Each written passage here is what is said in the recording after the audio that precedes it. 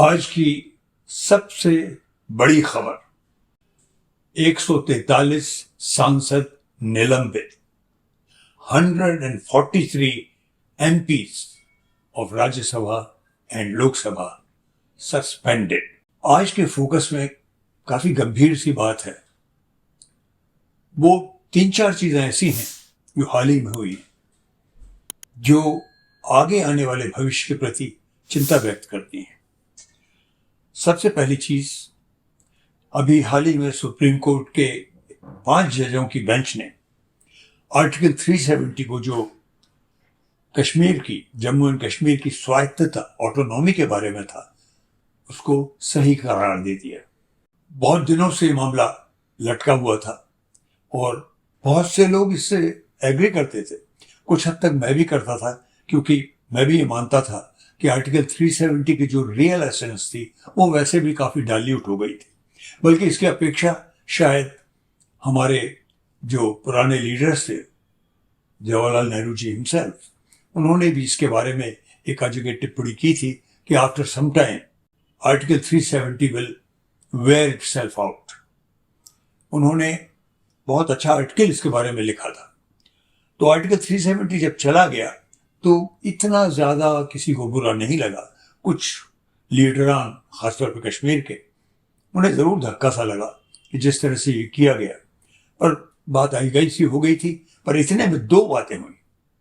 एक, supreme court के ही retired जज रोहिंग्टन एफ नारिमन साहब ने एक बहुत तीखी प्रतिक्रिया दिखाई, और दूसरी और भी ज्यादा तीखी प्रतिक्रिया एनालिसिस के साथ हमारे बहुत सीनियर एडवोकेट और जूरिस्ट फाली एस नरीमन साहब, जो बुजुर्ग हैं और दुनिया भर में उनका रुतबा है, उन्होंने दी।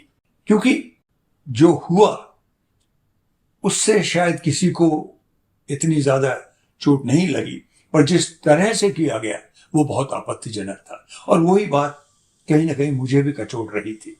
क्या थी वो बात? बात ये थी कि ये अपेक्षा की गई थी हमारे जो लीडर्स थे, जब कश्मीर का विलयन हुआ था भारत में, कि आर्टिकल 370 को अगर आउटडू करना है, अलग करना है, तो उसके लिए जो कश्मीर की, जम्मू एंड कश्मीर की जो असेंबली है, वो ही उसको मान्यता देगी। उसमें बात डिस्कस होगी और वो इसको मान्यता देगी।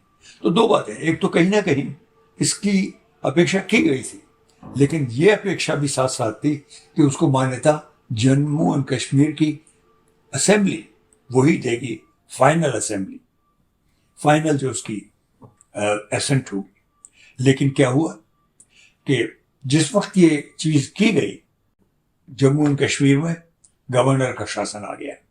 वहां की जो सरकार थी उसको भंग कर दिया गया और वहां के गवर्नर साहब का शासन लागू हो गया। अब हमारी पार्लियामेंट में, लोकसभा में, जब होम मिनिस्टर साहब ने, शाह साहब ने जब इसे पेश किया, इसको खत्म करने के बिल को, तो उन्होंने बिल्कुल आराम से इसको कर दिया। और इसके लिए उन्होंने बताया कि जम्मू एंड कश्मीर की जो असेंबली है उसकी एसेंट की इसमें जरूरत नहीं है। क्यों?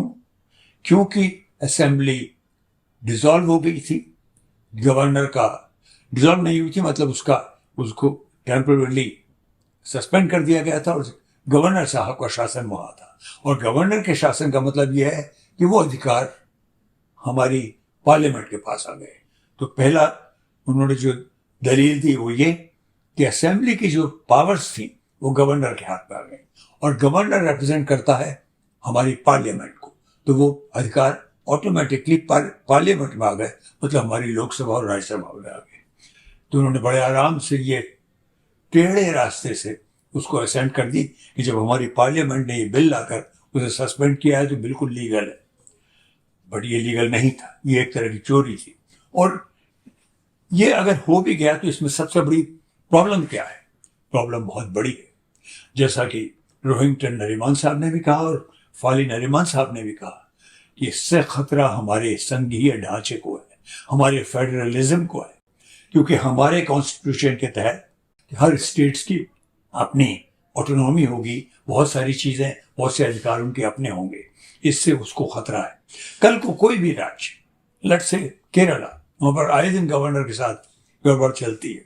अब तो सरकार अगर चाहे तो वहाँ की गवर्नमेंट को सस्पेंड कर दे और गवर्नर का रूल लागू कर दे, और कल को फिर हमारी पार्लियामेंट में इसी तरह से जैसे 370 में किया गया उसके अधिकार छीन लिए जाए और वो एक यूनियन की टेरिटरी बन जाए।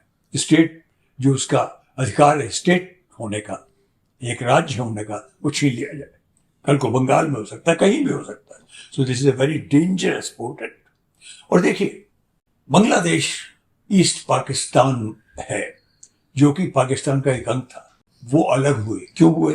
उनके जो अधिकार थे उनके ऊपर अटैक हो रहा था वेस्ट पाकिस्तान की तरफ से, और उन्होंने अपने आप को स्वायत्त ऑटोनॉमस डिक्लेयर कर दिया और 2-3 पावर्स ने को मान्यता दे दी, हमारी खुद की गवर्नमेंट ने दे दी। कल को अगर यह होने लगा लाइट से बंगाल में, तो क्या कीजिएगा? तो ये बहुत बड़ा खतरा है, इसको समझना जरूरी था। और इन जूरिस्ट ने बहुत करेक्ट बात कही है। आपको अलग अगर उनके अधिकार छीनने भी थे, अगर वहाँ की स्टेटहुड को लेना भी था, तो आपको लीगल तरीके से करना था। And I also now believe, because ये मुझे भी कचोट रही थी, कि आई थिंक हमारी जो सुप्रीम कोर्ट है, सीजेआई की जो वो बेंच थी 5 जजों की, उसने पूरी तरह से न्याय शायद नहीं किया। इस पर गंभीरता से विचार किया जाना चाहिए था। दूसरी जो बहुत ही खतरनाक चीज आजकल हुई है हाल ही में, वो ये हुई है कि जो हमारा चीफ इलेक्शन कमिश्नर होते हैं, उसका जो सिलेक्शन होता है, उसकी जो कमेटी होती है सेलेक्ट करने की, उसमें प्रधानमंत्री होते हैं, सीजेआई होते थे, चीफ जस्टिस ऑफ इंडिया, और जो लीडर ऑफ अपोजिशन पार्लियामेंट में होते हैं, या सबसे बड़े अपोजिशन दल का जो लीडर होता है, वो होते हैं 3 लोग। एक तरह का बैलेंस रहता था। पार्लियामेंट में हमारी सरकार एक बिल ले आई और CJI, chief justice of India साहब को अलग कर दिया। और क्या कर दिया कि अब ये 3 लोगों की जो कमेटी होगी, उसमें प्रधानमंत्री होंगे, लीडर ऑफ अपोजिशन या सबसे बड़ी पार्टी के लीडर होंगे, और एक मनोनीत मिनिस्टर होगा जिसे प्रधानमंत्री मनोनीत करेंगे। तो मेजोरिटी तो क्लियर कट फिर कैबिनेट के हाथ में चली गई, गवर्नमेंट के हाथ में चली गई, यानी प्रधानमंत्री के हाथ में चली गई। तो where is the independence of the election commission, जिसका प्रोविजन हमारे कॉन्स्टिट्यूशन में, so that fair and honest elections हो सके। ये तो एक सरकारी अधिकारी हो गया जो ऑर्डर देंगे, प्रधानमंत्री साहब उसे मानना पड़ेगा, क्योंकि इससे बड़ी डेंजरस कॉन्स्टिट्यूशनल चीज नहीं हो सकती। Because election commissioner guarantees our freedom of voting, our autonomy, our democracy. The pillar of democracy is the election commission. तीसरी जो चीज है जो हमेशा डिस्टर्बेंस करती रही है, कल इंडिया अलायंस की मीटिंग हुई, और कल ही इंडिया अलायंस में जब मीटिंग खत्म ही हो रही थी, कुछ खबर आई कि अरविंद केजरीवाल साहब को फिर से ईडी ने बुलाया है, वही कोई शराब के घोटाले के मामले में। उनके 2 मिनिस्टर्स को तो वो ऑलरेडी गिरफ्तार कर डाल चुके हैं ईडी में, एक पार्लियामेंटेरियन थे और एक जो डेप्टी चीफ मिनिस्टर थे, मनीष सिसोदिया साहब। और तो क्या chief minister of Delhi is also likely to be put behind bars? ये बड़े खतरनाक पोर्टेंट्स हैं।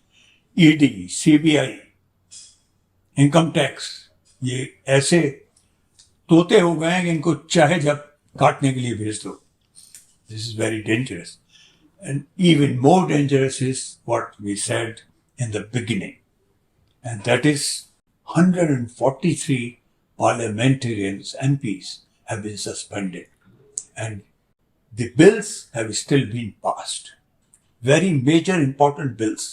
Some bills are about the जो हमारा क्रिमिनल जो हमारे लॉज हैं, जो कि हमारे जो पहले अंग्रेजों का राज था, जो शासक थे हमारे, उन्होंने पारित किए थे, उन बिलों में तब्दीली आ रही, जो कि बहुत ही सोचने की बात थी।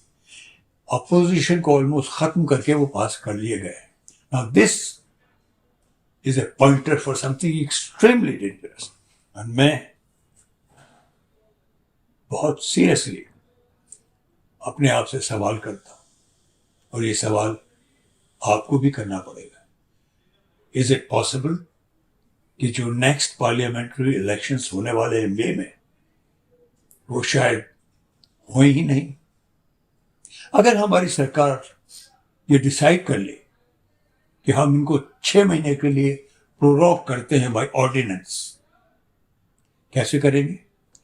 ब्रूट मेजॉरिटी तो पहले भी थी हमारी लोकसभा में और राज्यसभा में उनकी, अब तो ब्रूट की भी और ब्रूट हो गई है। अपोजिशन नाम मात्र के लिए भी नहीं रह गया है, कुछ रह जाएंगे गिने चुने, वो फिर भी क्लेम करेंगे डेमोक्रेटिकली किया गया है।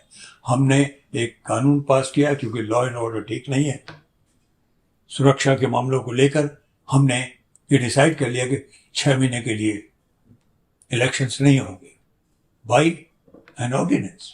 6 महीने बाद फिर दूसरा ऑर्डिनेंस ले आइए, क्योंकि that's what is happening. Why these MPs have been suspended? Because they were agitating about the attack inside the parliament. वहां पर 2 लोग आ गए थे, तो सिर्फ ये मांग थी हमारे MPs की कि भाई होम मिनिस्टर साहब हाउस में आए और एक्सप्लेन करें, क्योंकि उनको जो एंट्री मिली थी वो उन पासेस से मिली थी जो एक बीजेपी के सांसद हैं उनके पास पे मिली थी। तो ये कौन सा गुनाह था, सवाल पूछना? क्यों इन्हें सस्पेंड किया गया? 143। और ये जो सस्पेंड किए गए हैं इतने सारे MPs, उसके बारे में एक बहुत अच्छा कार्टून आपको दिखाना चाहूंगा जो आज की मिड डे में छपा है। This is the new parliament, this is our democracy the lady, and this is a bulldozer. Bulldozer को चला रहे हैं ओम बिरला जी, हमारे स्पीकर लोकसभा के, और धनखड़ साहब जो कि चेयरमैन राज्यसभा है, वाइस प्रेसिडेंट ऑफ इंडिया। आप समझ सकते हैं what it means. So when I say is it likely that the elections for the parliament may be prorogued? In other words, पीछे के रास्ते से फासिस्ट फोर्स, ये डिक्टेटरशिप लागू हो जाती है, 6 महीने बाद फिर बढ़ा देंगे, and with all the media at your command ऐसा माहौल किया जाएगा कि आगे के लिए इलेक्शंस हो गई नहीं। ये हो सकता है बड़ी आसानी से कह दिया जाए, भाई क्यों जरूरी है, सब कुछ तो ठीक चल रहा है। Are you agreeable to that? I am not. I think the portents are very dangerous and real, and the possibility now is agitations on the streets. Our government will find itself fighting its own people. Citizens of India will be fighting the government. It will not be a bloody revolution, but a revolution, a civil war it will be. These are the portents. हमको समझना जरूरी है, आपको समझना जरूरी है। मुझे मालूम है एक बहुत बड़ी आर्मी है ट्रोलर्स की, वो तो नहीं समझेंगे, लेकिन अभी भी कुछ सोचने वाले समझने वाले लोग हैं, उनमें से शायद आप भी हैं, क्योंकि आप मेरा वीडियो शायद देख रहे हैं। I think it is time that we express ourselves.